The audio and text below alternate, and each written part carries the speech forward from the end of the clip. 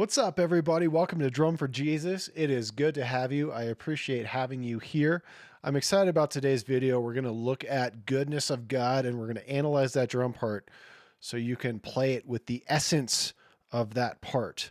I'm going to break this down at a very beginner level, sort of give you the bare bones of this drum part. So if you're looking for a more advanced tutorial, this is probably not for you, but I would highly recommend you check out my drum instruction videos because there are some incredibly nuanced and challenging and specific things in there that really can help you to master your drumming. So let's look at goodness of God. A little bit about me. I'm Daniel. My solo project is called Hope Bloom. I have a 4-year degree in professional music with a focus on drum set performance from the top contemporary music school in the world. And I am the paid worship leader at my church, which is a huge blessing.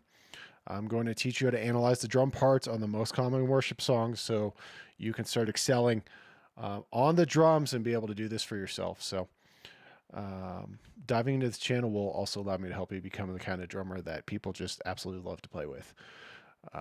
Which is a good place to be, and it will lead you to having more musical opportunities than you will likely actually even want to take, which is a blessing. So, and you'll glorify God too in the process. Not that you aren't already, because just showing up is glorifying God. Absolutely. So, but I do think the pursuit of excellence is important. So let's do it. Like this video if you want more like this, and subscribe and hit the notification bell so you don't miss out on future uploads. Thank you for being here and enjoy. Here we go.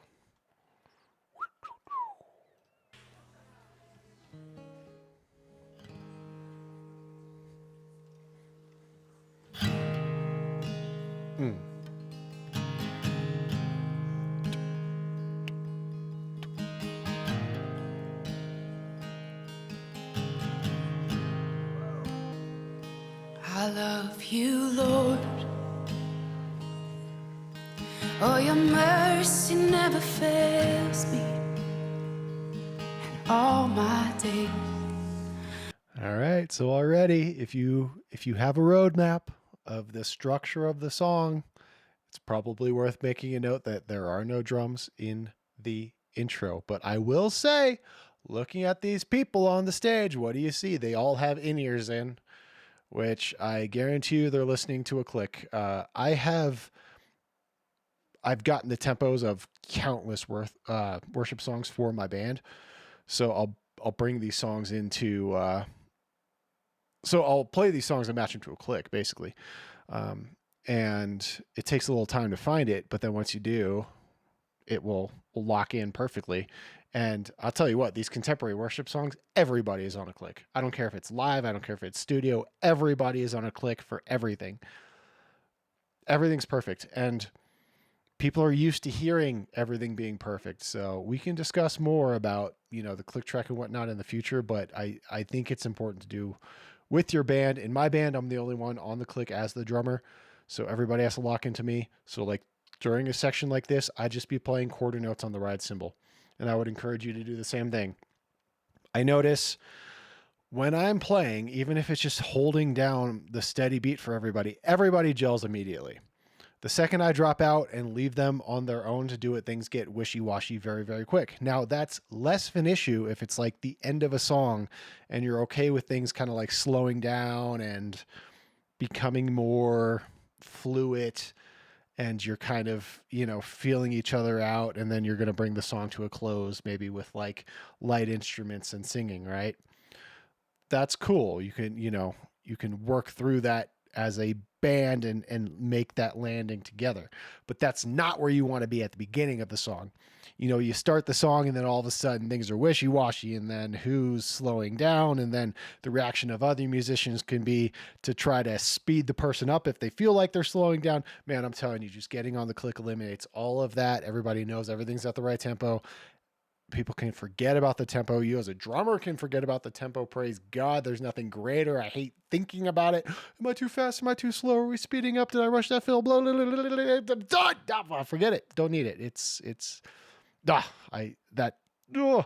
It's the worst. So you just get on a click and then it's like, oh, this is the tempo and now we have fun. So anyway, the click is freedom. I'm telling you, there's a reason why everybody's doing it. Not to mention people are used to hearing things just at the right tempo and perfectly in time these days because of how the modern music scene is. So something to consider. So anyways, no drums at the top here, but I would highly recommend playing quarter notes, and I would play quarter notes on the ride cymbal through this part just quietly to keep everybody together. I've been held in your head from the moment that I wake up until I lay my head. Oh, I will sing. That's the theme that keeps coming back, right? The boom, boom, boom. Those are just on the quarter notes. Very simple, very easy to catch. Try to intuitively figure out where those things are. That's not something I would stress out over. It'd be like, okay, if I can start to intuitively just feel where those are coming in, then maybe I can find a way to accent those and just, incorporate that into my playing. But I wouldn't necessarily call that an essential part of the song, even though it is fairly iconic. But that's more of a chord thing than a drum thing. But it doesn't hurt for those two to overlap, if possible. You know what I mean? But not necessary. But just something to keep in mind. If you can pick up on that, figure out where that is intuitively, it's nice to know. Of the goodness of God. 'Cause all my life you have been faithful, and all my life you have been so good. With every breath that I am able, oh, I will sing of the goodness. Okay, I wanted to cut over to the drummer and let you really hear that before we talked about it. So, what's characteristic about this drum groove? The kick is on beat 1, and that's it. Boom. Space, space, space. Right? That's important. If you start coming in, boom, boom, boom, boom, boom, boom, boom, boom, boom, boom, boom. Okay, I'm being a little over the top there. But hey, that space is important. It might seem like, oh yeah, like that's easy. Just play it on beat 1. But no, like that's characteristic to that part, right? So focusing in, honing in on something like that can make a difference. So boom, we're hitting kick 1. We're hitting the kick on beat 1 and we're not hitting it on 3, right? That might be the place where a lot of drummers that haven't been playing for long are going to want to hit the kick again, is on beat 3, but there is no kick on beat 3. So boom, we hit it on 1. He's ghosting some stuff on the snare, playing things very quietly on the snare. The essence of that groove, though, is just eighth notes. 1 and 2 and 3 and 4 and. If you just quietly play eighth notes on the snare drum with your right hand and then crack the 2 and the 4, and you'll notice this is something that can be applied generally.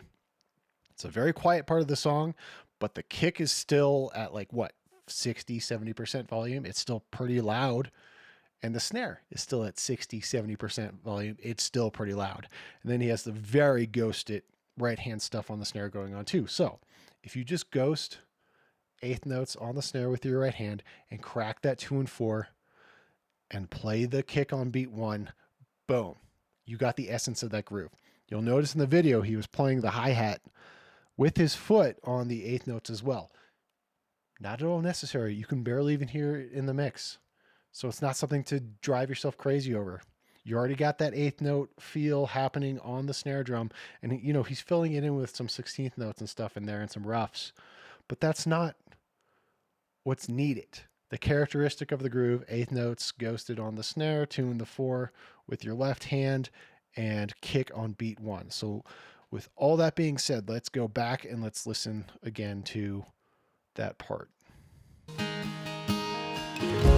'Cause all my life you have been faithful, and all my life you have been so good. With every breath that I am able,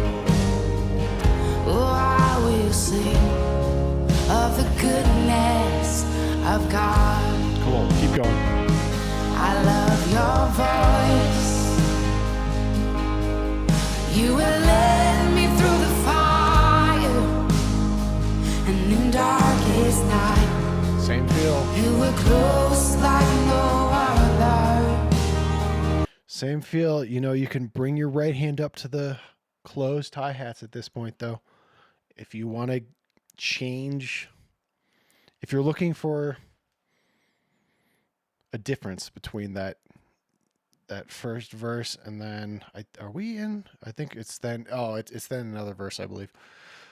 If you're looking for a way to differentiate those two, you can move up from just right hand playing eighth notes on the snare very quietly to right hand playing eighth notes on the hi-hat that's closed very quietly. And everything else is basically the same. There's that bar of 2/4 in there, but it like really doesn't even matter. If you're just playing 1, 2, 3, 4, or 1, 2, 1, 2, this could be thought of in 2/4. I don't want to get too technical here, so I'm sorry if I am, but you could think of this song in 2/4, which means that bar of 2/4 is virtually inconsequential in terms of what you're playing. You don't have to change your groove to handle that bar of 2, which isn't always the case, right? So I think if you can just handle intuitively getting back to where that 1 is, then you're good. And well, when I say back to where the 1 is, really where the top of the phrase is, you know, if you're thinking about it in 2/4. I think I'm getting too technical. Let's keep moving. I hope that made sense and helped somebody, though. I've known you as a father. I've known you as a friend. And now I have lived in the goodness of God. Yeah. And all my life. Yeah, da. 1 and 2 and 3 and 4 and 1. Ba ba ba ba ba ba ba ba boom. You'll notice the dynamics. Right? Like all it is the eighth notes. Ba ba ba ba ba ba ba. 1 and 2 and 3 and 4 and 1. Right? But boom, all of a sudden we got dynamics. It's more interesting. We got a part. Easy peasy. Easy peasy. You have been faithful. All right. Sounds like he's either on open hi-hats or the ride cymbal at this point. Ride cymbal probably makes sense. Ride cymbal's always like 80% of the time. You're in a chorus, you're going to be on the ride cymbal, just kind of how it goes. Yeah, 80% might be about right. No hard and fast rules in music, obviously, but boom, up to that ride cymbal. Gives it a little bit more energy. Now everything is kind of louder, a little bit more energy, and then we have another kick in here that's happening. All my life you have been so good. With every breath that I am able, oh, I will sing of the goodness of God.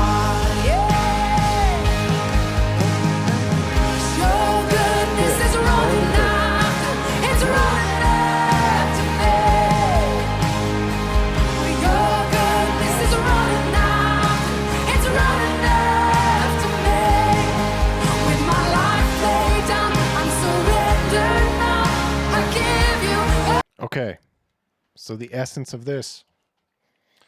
Look at those hi-hats, man. They are slightly open.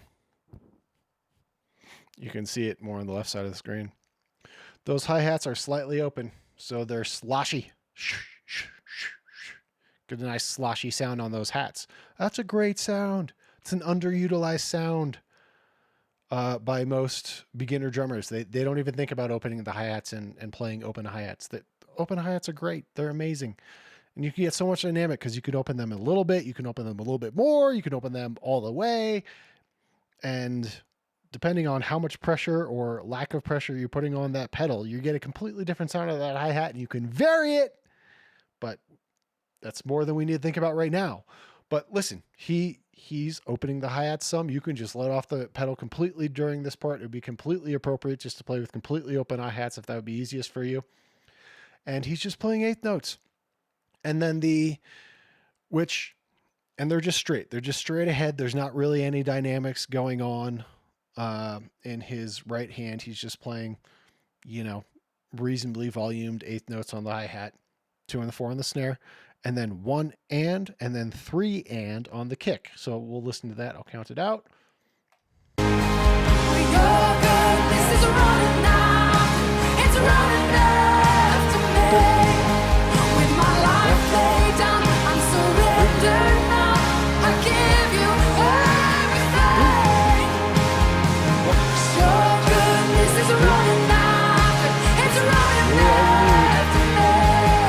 He puts a couple, fancy things going on the snare in there. When the beat turns around, who cares? Who needs it? You don't need it. That's not what makes this groove what it is. Like, is it nice to put in there? Great. Sure. It's not what makes the groove what it is in this section. It's the boom, boom, boom, boom on the kick. It's the open hats slightly and the eighth notes on those hats, cracking 2 and 4 on the snare. That's what makes this groove what it is. And then the fills.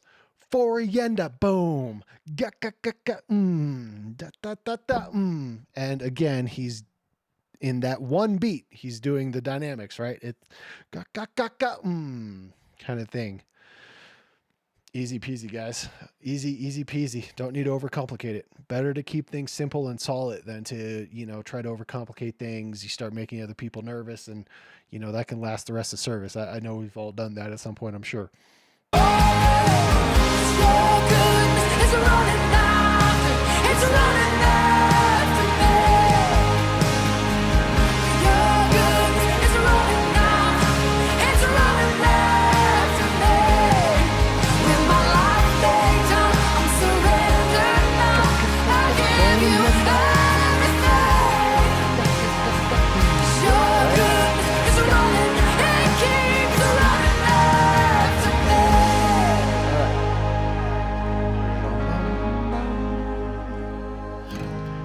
Drums drop out after the bridge. Be back on quarter notes on the ride cymbal there.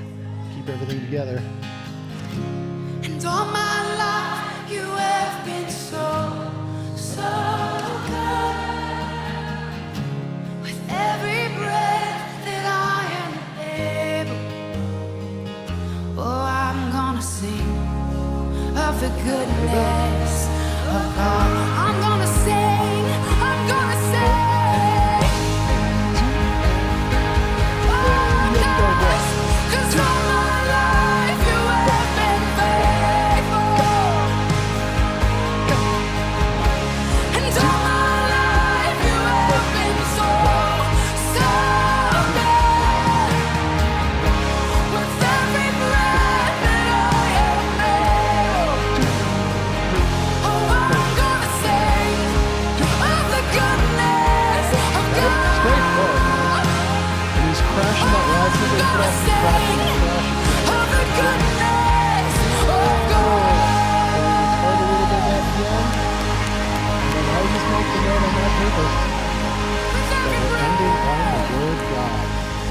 It's after the tag.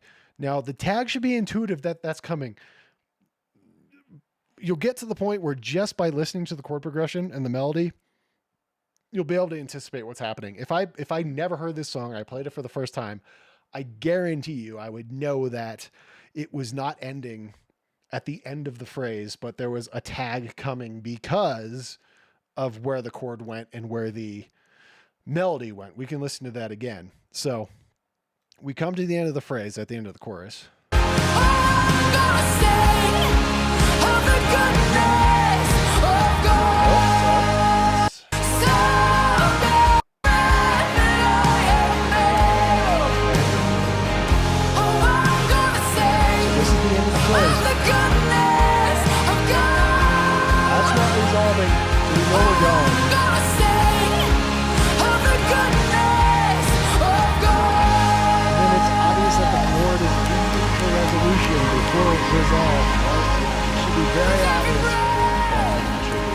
it is very obvious when the song's going.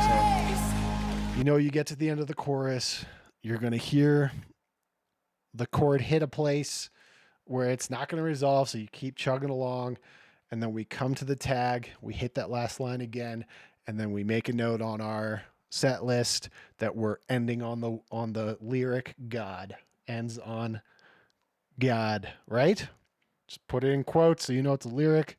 Boom, done. And you can, you know, slight retard at end or slow down a bit at end, whatever. And we're just, you know, slowing it down a little bit, and then boom, we're hitting on the word God, and that is the end of the song. And that's how you do that. Easy peasy. Great song, amazing song, beautiful song. To write a song that is that engaging, that moving, and that simple is why pop music is what it is. Like, yes, it's simple, but it's more than just simple. And yeah, wonderfully written, not easy to do, to make something that's both simple and captivating, I don't think. So that's awesome. Great song, cool drum part. Easy stuff, easy stuff. Keep it simple, guys, and just be solid. That is what your band will appreciate the most. Thanks for tuning in. Hit that notification bell so you get the next upload, because we're going to keep looking at some of these majorly popular songs and analyzing them. And you'll get to the point where you'll be able to do this on your own, and you will grow a lot as a drummer and a musician. So God bless you all in Jesus' mighty name. Thank you for being here. And as always, drum for Jesus.